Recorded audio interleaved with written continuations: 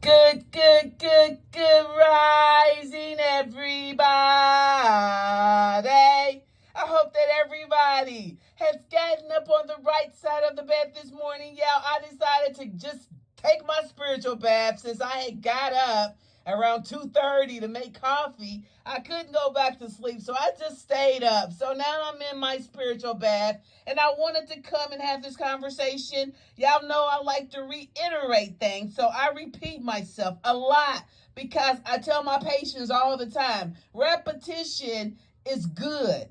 Because you might hear something that you didn't hear the first time. You might get a deeper understanding if you hear the same thing a second time. And if you hear it the third or fourth or fifth time, it may start to sink in. I wanted to talk to you all about your carnal man. Now, your carnal man, and I'm going to talk to you about your spiritual man, and I'm going to talk to you about the difference and how we have to take care of both. Your carnal man. Everything that you can see, right? Your carnal man might like to go to the gym, might like to eat hot dogs, might like to go roller skating, might like to sleep in late, might like to watch scary movies, might like to go to the show. Your carnal man, everything that you can see. And we have laws for your carnal man, right? You cannot steal, you cannot lie, you cannot cheat, you cannot rob someone, you cannot murder someone, you cannot do a lot of things, or you're breaking the law for your carnal man. There are laws that we have to live by and abide by in order to be in society. And when we work within those confines, then our lives go pretty smoothly. When our carnal man breaks the law, might go to jail, might get killed, a whole lot of things might happen when you break the law. Am I right? Right. If you're speeding and the police see you, you're probably going to get a ticket. And if you get smart, you might go to jail. Right? If you hurt someone or harm someone, you might go to jail. Right? So you will get in trouble if you break the law. It's a punishment for breaking the law. It's a consequence for breaking the law. Even if you lie to your parents, you might have a consequence for that. So you have laws for your carnal man, your spiritual man. And we got to make sure they're both healthy. Your carnal man and your spiritual man. Your spiritual man. How do we keep your spiritual man healthy? Well, we try to live by spiritual principles and spiritual laws. We understand that what goes around has to come back around. So intentions are very important. If I want love, I give love. Everything is reciprocal. Love is the main ingredient, and everything else is a byproduct of it. If I want good, I give good. Every time I lie, my spiritual man that took a hit. Every time I steal, my spiritual man that took a hit. Every time I break spiritual laws or spiritual principles, my spirit man, because we are spirits having a human experience.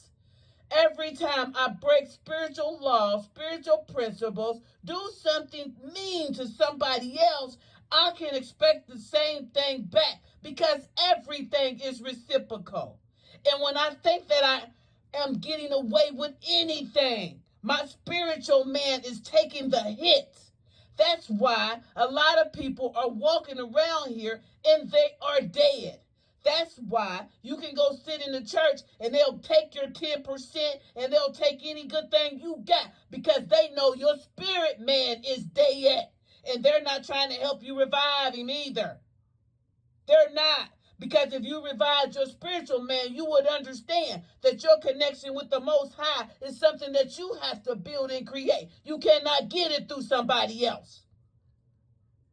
What God has for you is for you. He's not going to tell another man what he got for you. He going to tell you, but you got to be able to listen.